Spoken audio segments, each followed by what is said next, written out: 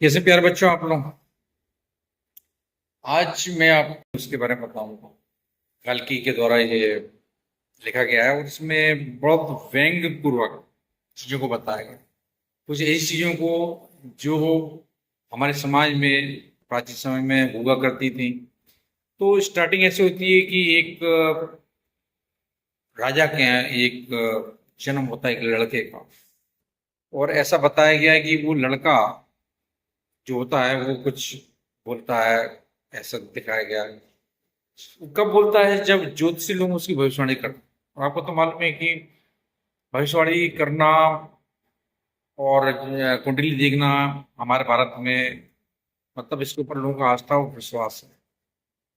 तो भाई ऐसा माना जाता है। मतलब वो बताते हैं कि ऐसा इसमें माना जा रहा है कि इनकी जो मौत है राजकुमार की मतलब जो जन्म पे ही ये बातें हो रही हैं कि उनकी जो मौत होगी वो 100 टाइगर से होगी। 100 टाइगर। तो भाई ठीक है।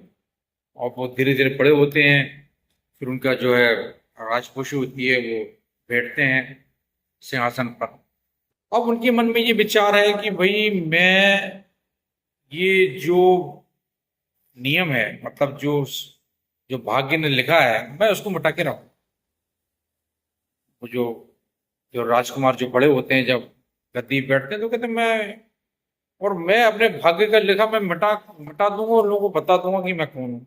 वो व्यर्थ की बातों में वो उलझते हैं और उलझते जाते हैं। और जो उनके राज्य का रुपया पैसा जो डेवलपमेंट में खर्च होना चाहिए जो लोगों की भलाई में खर्च होना चाहिए वो लोगों को सब तरफ से इसी यही उनको टारगेट दे देते हैं कि भैया हर एक जितने भी बाग हैं आसपास उन सबको पकड़ पकड़ के खात्मा किया जाए।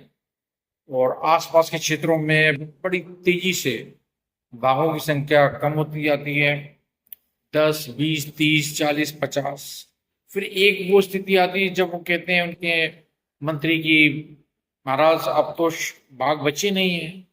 तो वो कहते हैं क्या किया जाए तो बगल में बाजू के कोई स्थान होता है वहां पर एक लड़की होती है उससे शादी कर लेते हैं।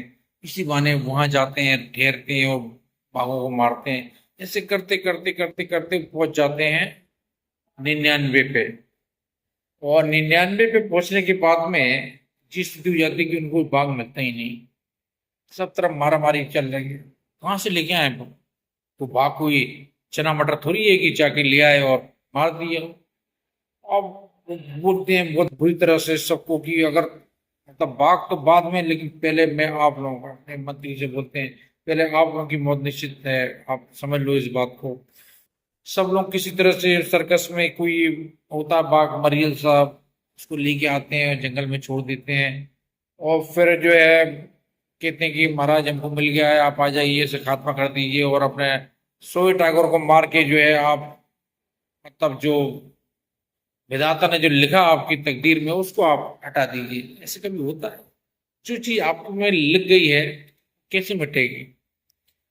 फिर वो किसी तरह से उसको लेके आते हैं जंगल में आदमी जाते हैं। अब यहाँ पे देखिए यहाँ पे राजा का जो निशाना होता है वो किसी कारण से चूक जाता है। और जो उनके साथ के मंत्री वगैरह होते हैं वो सोचते हैं कि ऐसा ना हो ये शेर जो है मतलब ये बाघ जो है वो अटैक ना करते हैं। तो उसके साथ में जो मंत्री रहते हैं वो लोग गोली चला देते हैं। तो मतलब क्या मतलब हुआ मतलब ये हुआ कि जो बाघ मरता है 100वां बाघ वो राजा राजा की गोली से नहीं मरता। वो किसी और मतलब के जो मंत्री में रहते हैं उनकी रक्षा के लिए उनकी गोली से मरता है।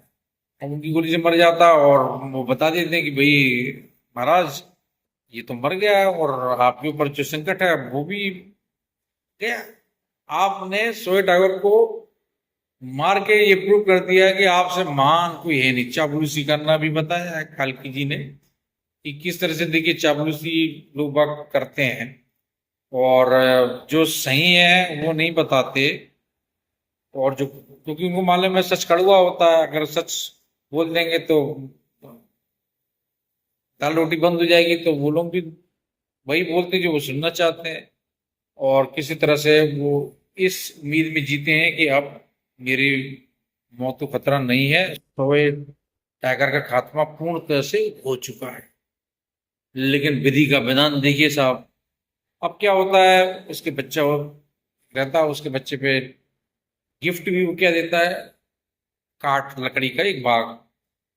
और उसको देते वक्त उसका जो दांत रहते हैं या कुछ नुकीली चीज होती है, लकड़ी का जो खिलौना रहता है, वो भी बाघ की शेप का होता है, बाघी होता है इनफैक्ट, नकली बाघ। और वो कहीं ना कहीं जो राजा रहते हैं उनके हाथ में कहीं, मतलब उसका एक दांत वात रहते हैं या कुछ अंदर घुस जाता है और वो इन्फेक्शन फैल जाता है, और मौत जो है असली टाइगर से नहीं, नकली टाइगर से होती है, लेकिन होती कारण वही बनता है, कारण वही बनता है, कौन, बाघ। तो ये विधि का विधान है। और इसके माध्यम से गार्गी जी ने ये बताने की कोशिश की है कि किस तरह से अंधविश्वास होता है, और अंधविश्वास होने की वजह से लोग बाग जो चीज करनी है वो नहीं करते। चापलूसी को बताया है कि लोग कितने चापलूस होते हैं, सही बात नहीं बोलते, सही बात नहीं कहते, और उससे नुकसान केवल केवल जनता का होता है और किसी का नहीं होता। ठीक है, तो ये तो था टाइगर किंग, और मुझे उम्मीद है कि आपको समझ में आया होगा। नेक्स्ट वीडियो में एक और इंटरेस्टिंग चैप्टर लेके आपके सामने आएंगे। तब तक अपना ध्यान रखिए।